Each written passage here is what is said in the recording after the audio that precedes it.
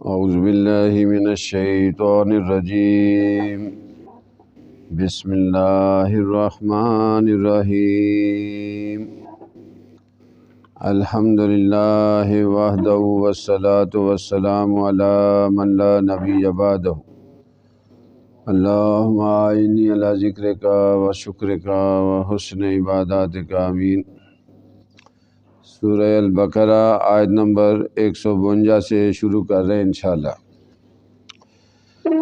یا ایھا الذین آمنوا، اے لوگو جو ایمان لائے ہو، استعینوا، مدد حاصل کرو، بالصبر، صبر سے، والصلاۃ، اور نماز سے۔ یہاں اللہ رب العزت ایمان والوں سے مخاطب ہیں، آپ سے مجھے مخاطب ہیں کہ اے ایمان والو، دو ہتھیار بتائے جا رہے ہیں کہ آپ نے میں نے زندگی گزارنی ہے تو اس کا طریقہ کیا ہونا چاہیے۔ تو اللہ رب العزت فرماتے ہیں اے ایمان والو، مدد حاصل کرو، بالصبر، صبر سے، والصلاۃ، اور نماز سے۔ اب پہلا کام کیا ہے؟ صبر۔ اب ہم کہتے ہیں جی پینسل ٹوٹ گئی، یہ تو بہت چھوٹے معنی ہیں صبر کے۔ اصل صبر کے معنی ہے کہ مصیبت آئے، تکلیفیں آئیں، لوگ ستائیں، آپ نے میں نے اللہ اور اللہ کے رسول کی اطاعت پر جمے رہنا ہے، ڈٹے رہنا ہے۔ یہ ہیں صبر کے معنی۔ تو اللہ تعالیٰ فرماتے کہ اے ایمان والو، مدد حاصل کرو صبر سے، والصلاۃ، اور نماز سے۔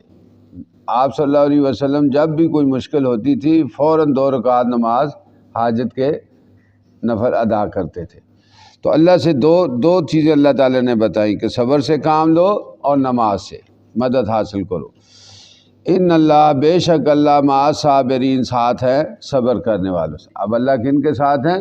جو صبر کرنے والے ہیں، یعنی پریشانیوں میں، مصیبتوں میں اللہ کے دین پر جمے رہنا، اور نماز سے اللہ سے مدد حاصل کرنا، جس طرح ہر نماز میں ہر رکعت میں کہتے ہیں ایاک نعبد و ایاک نستعین، اے اللہ میں تیری بندگی کرتا ہوں اور تجھ سے مدد چاہتا ہوں۔ تو اللہ تعالیٰ فرماتے ہیں ان اللہ، بے شک اللہ، مع الصابرین، ساتھ ہیں صبر کرنے والوں کے۔ ولا تقولوا، اور نہ کہو، لمن یقتل، جو مارا جائے، فی سبیل اللہ، اللہ کی راہ میں، اموات، مردہ۔ اللہ تعالیٰ فرماتے ہیں جو اللہ کی راہ میں مارا جائے اسے مردہ مت کہو۔ اب نبی کریم صلی اللہ علیہ وسلم نے فرمایا جو شہید ہوتا ہے تو شہید کا زمین پر قطرہ گرتے ہی اللہ تعالیٰ اس کو نئی زندگی سے نواز دیتے ہیں، اور وہ جنت کی نعمتوں سے اللہ تعالیٰ اس کو نواز دیتے ہیں۔ اب اللہ تعالیٰ فرماتے ہیں جو بھی اللہ کی راہ میں شہید ہو اس کو مردہ مت کہو، بلکہ احیاء، وہ زندہ ہے، ولیکن، اور لیکن، لا تشعرون، تمہیں اس کا شعور نہیں۔ یعنی آپ کو مجھے اللہ نے سمجھ نہیں دی کہ اللہ تعالیٰ نے شہید کو کیسی اللہ نے زندگی دے رکھی ہے۔ تو اللہ تعالیٰ فرماتے وَلَنَبْلُوَنَّكُمْ، اور ہم تمہیں ضرور آزمائیں گے، بِشَيْءٍ، کسی قدر، من الخوف، خوف سے، والجوع، اور بھوک سے، ونقص من الاموال، اور مال کے نقصان سے، والانفس، اور جان کے نقصان سے، والثمرات، اور پھلوں کے نقصان سے۔ اب اللہ تعالیٰ فرماتے ہیں ہم ضرور تمہیں آزمائیں گے۔ اب ایک بات ہے سمجھنے کی، دیکھیں آپ بازار میں سونا بیچنے کے لیے جاتے ہیں تو آپ سے سونا جب لیتے ہیں تو وہ فوراً ایسے ہی نہیں رکھ کے آپ کو پیسے دے دیتا۔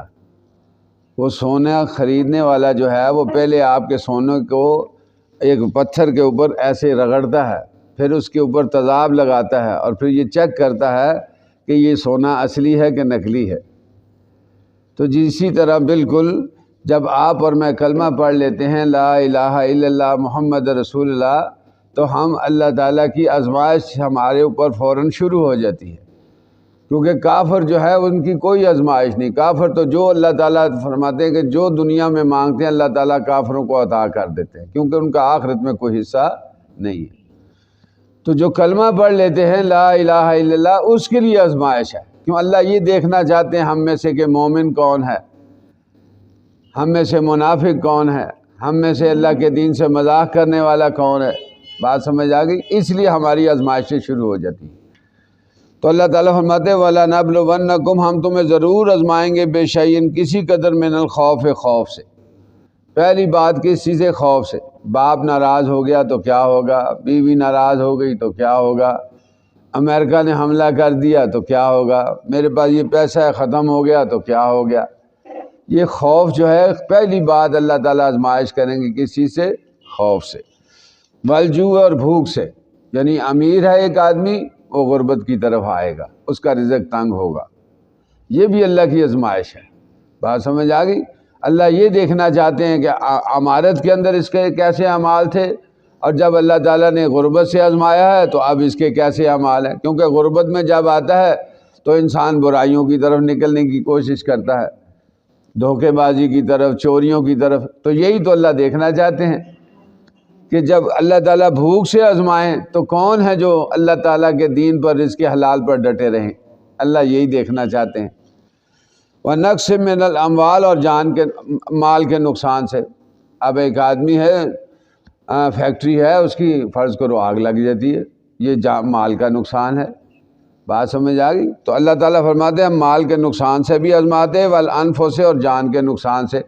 اب یہ بیماریاں جو ہیں، اب وہ صحابیہ رضی اللہ تعالیٰ جن کو مرگی پڑتی تھی تو آپ صلی اللہ علیہ وسلم کے پاس آئیں تو انہوں نے کہا آپ صلی اللہ علیہ وسلم مجھے مرگی پڑتی ہے، دعا کریں میں ٹھیک ہو جاؤں۔ تو آپ صلی اللہ علیہ وسلم نے فرمایا ہاں میں دعا کروں گا، آپ ٹھیک ہو جائیں گی، لیکن اگر صبر کرو تو جنت کی گارنٹی ہے۔ تو بڑی خوش ہو کے چلی گئی کہ میں صبر کروں گی۔ تو پھر دوسرے دن پھر آ گئی آپ صلی اللہ علیہ وسلم کے پاس کہ آپ صلی اللہ علیہ وسلم دعا کیجئے کہ جب مجھے مرگی پڑتی ہے میں بے ہوش ہو جاتی ہوں تو میرا ستر ننگا نہ ہو۔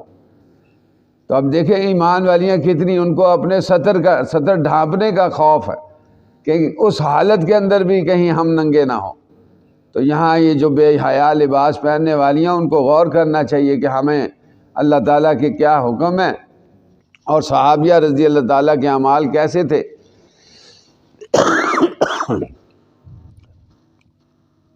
والانفس سے، اور جان کے نقصان سے، والثمرات، اور پھلوں کے نقصان سے۔ اب فصل تیار ہے، اب کاٹنی ہے، 2 دن بعد 3 دن بعد فصل کو کاٹنا ہے، اچانک زالہ باری ہو جاتی ہے، بارش ہو جاتی ہے، فصل تباہ ہو جاتی ہے۔ تو اللہ تعالیٰ فرماتے ہیں ہم ضرور تمہیں آزمائیں گے، خوف سے، بھوک کے نقصان سے، مال کے نقصان سے، جان کے نقصان سے، پھلوں کے نقصان سے۔ وَبَشِّرِ الصَّابِرِينَ، اور خوشخبری دیجیے صبر کرنے والوں کو۔ اب یہ ہیں خوش نصیب لوگ کہ جو آزمائشوں کے اندر اس کو پورا اترنے کی کوشش کریں، اللہ کے حکموں پر، اللہ کے دین پر ڈٹے رہیں، اللہ کی نافرمانیاں اس حالت میں بھی اللہ کی نافرمانیاں نہ کریں۔ تو اللہ تعالیٰ فرماتے ہیں وَبَشِّرِ الصَّابِرِينَ، خوشخبری دیجیے صبر کرنے والوں کو۔ اب یہ خوشخبری جو صبر کرنے والے لوگ یہ کتنے خوش نصیب ہیں۔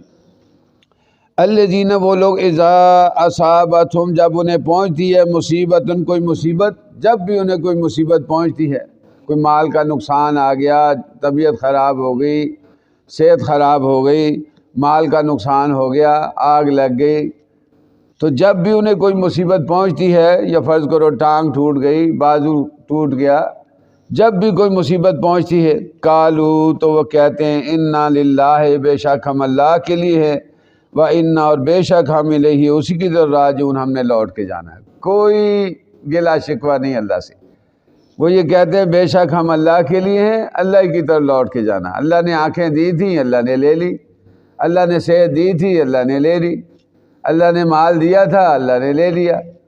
بات سمجھ آ گئی؟ وہ کہتے ہیں کہ بے شک ہم اللہ کے لیے ہیں، اللہ ہی کی طرف ہم نے لوٹ کے جانا ہے، اصل ٹھکانہ تو ہمارا اللہ کے پاس ہے۔ اولئک، یہی وہ لوگ ہیں، علیہم، ان پر صلوات، عنایتیں ہیں، یہ وہ لوگ ہیں جن پر اللہ انعام فرماتے ہیں، یعنی جن لوگوں پر انعام ہوتے ہیں اس دنیا کے اندر، اللہ کی رحمتیں، برکتیں نازل ہوتی ہیں، وہ یہ لوگ ہیں۔ اولئک، یہی وہ لوگ ہیں، علیہم، ان پر صلوات، عنایتیں ہیں، من رب، ان کے رب کی طرف سے، ورحمت، اور رحمت بھی، یعنی بخشش بھی انہی لوگوں کی ہوگی۔ بات سمجھ آ گئی؟ واولئک، اور یہی وہ لوگ ہیں، هم المہتدون، جو ہدایت یافتہ ہیں۔ اللہ تعالیٰ، اب اللہ تعالیٰ خود ہی گارنٹی دے رہے ہیں کہ یہ لوگ ہیں جو سیدھے راستے پر ہیں، یعنی کہ جب بھی کوئی مصیبت پہنچے، جو یہ لوگ کہتے ہیں انا للہ وانا الیہ راجعون، کوئی ماتم نہیں کرتے، کوئی سینہ گوبی نہیں کرتے، کوئی اپنے آپ کو جہالت والی آوازیں نہیں نکالتے، ہر مصیبت کے اندر یہ بات کہتے ہیں انا للہ وَإِنَّا إِلَيْهِ راجعون۔ اللہ تعالیٰ خود گارنٹی دے رہے ہیں، اولئک، یہی وہ لوگ ہیں، علیہم، ان پر صلوات، عنایتیں ہیں، من رب، ان کے رب کی طرف سے، ورحمت، اور رحمت، یعنی ایسے ہی لوگوں پر اللہ تعالیٰ کے انعام بھی ہوتے ہیں، اور اللہ تعالیٰ ایسے ہی لوگوں کی اللہ تعالیٰ بخشش فرمائیں گے۔ وَأُولَٰئِکَ هُمُ الْمُهْتَدُونَ، اور یہی وہ لوگ ہیں جو سیدھے راستے والے ہیں۔ اللہ سے دعا اللہ تعالیٰ ہمیں ان لوگوں میں شامل فرمائے، آمین۔ وآخر الدعوانا ان الحمد للہ رب العالمین۔